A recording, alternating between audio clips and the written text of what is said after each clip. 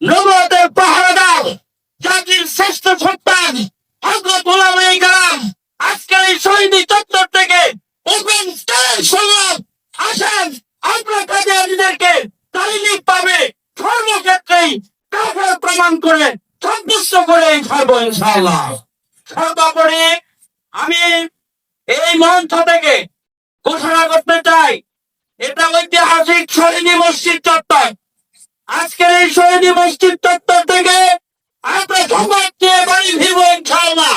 আগামী 15 নভেম্বর ঢাকা মহাসমাবেশের আগে সরকার বাহাদুরকে আলটিমেটাম দিতে চাই, 15 তারিখের আগে রাষ্ট্রীয়ভাবে কাফের ঘোষণা করুন।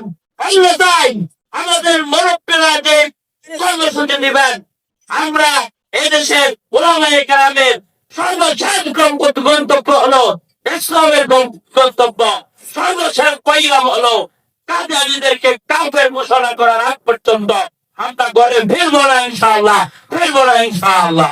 নাসরুম মিনাল্লাহি ওয়া